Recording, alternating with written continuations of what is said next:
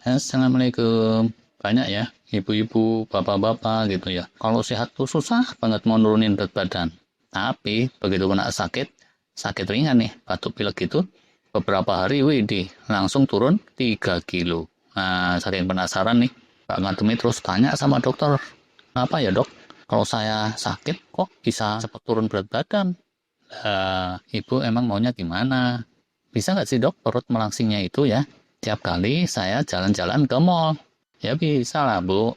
Udah perut melangsing, terus dapat jatah bansos 5 juta per minggu. Gitu kan ya ibu maunya? Hah? Bener, bisa kayak gitu? Ya pasti bisa bu. Tapi ya, itu nanti di surga.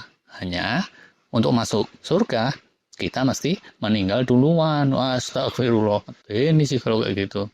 Iyalah bu, ini soalnya ya udah meninggal itu bisa terus biur malah masuk neraka kalau kurang amal gubrak.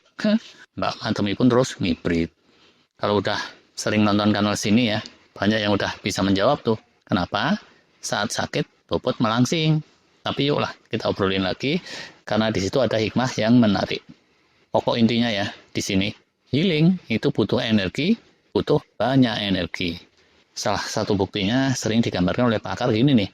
Untuk melawan virus, bakteri, dan lain-lain sumber penyakit, tubuh kita itu mengerahkan pasukan sel-sel imun gitu.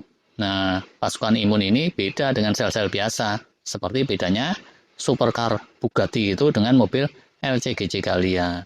Kalau mobil LCGC itu ya, tangki BBM-nya paling 40 literan gitu kan ya.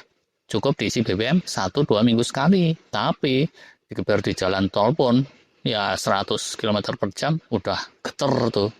Sebaliknya kalau supercar Bugatti, dia bisa mantep sekencang kereta Wus, cuman saat kinetiknya sekencang itu, ya bensinnya 100 liter pun habis dalam 8 menit, harap maklum.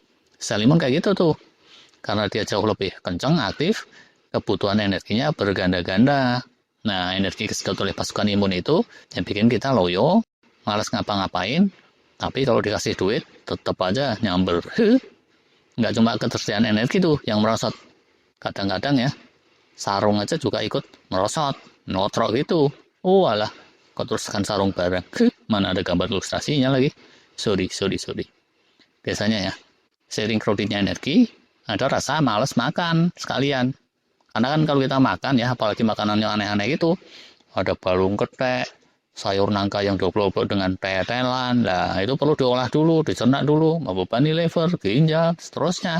Semuanya butuh energi, butuh waktu, padahal tubuh sedang kredit. Jadi, saat sakit ya yang paling diandalkan tadi itu, malas makan, pakai energi yang ada, yang instan, timbunan glikogen, gula cadangan di otot dan liver kita. Nah, seiring pengurasan glikogen, retensi air atau cairan di tubuh kita juga nurun dengan cepat.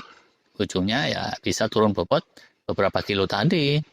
Habis itu, kalau masih belum sembuh juga, tubuh bakalan serabutan tuh. Bakar lemak dan atau bakar protein otot sekalian. Nah, kalau kayak gitu bahaya tuh.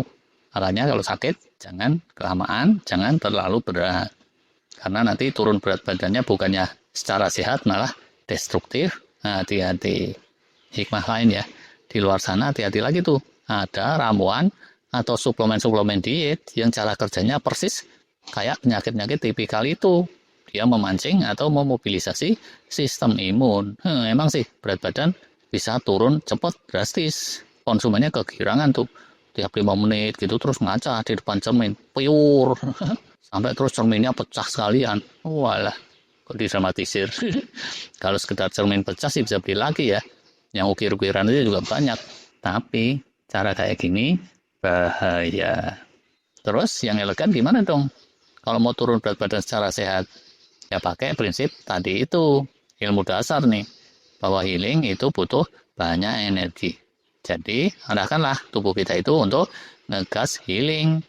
Healing ini nggak mesti dengan cara memobilisasi sistem imun ya yang pembasmi cacing virus bakteri kayak gitu.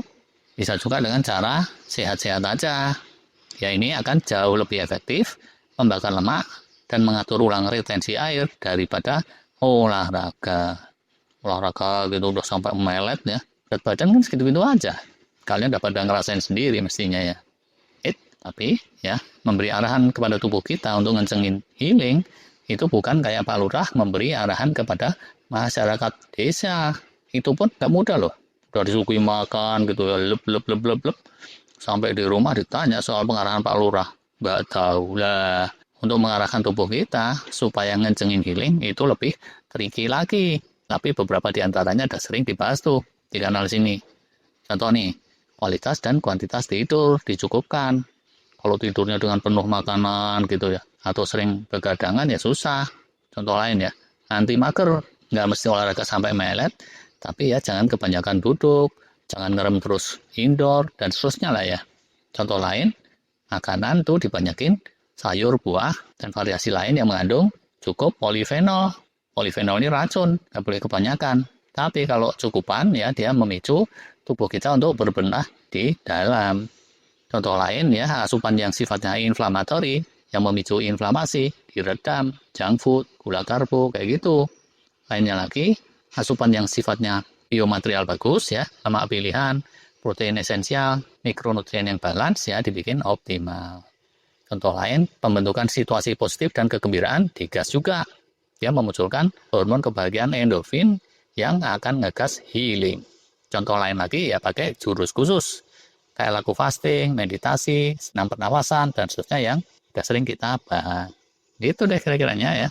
Jadi, walaupun sakit ringan itu bisa nurunin berat badan secara cepat, mending-mending kita ini ya sehat semua aja lah ya. Kita doain. Kalau yang kelebihan bobot ya turunin aja melalui cara-cara yang sehat, yang positif. Lebih kurangnya mohon maaf. Terima kasih. Wassalam.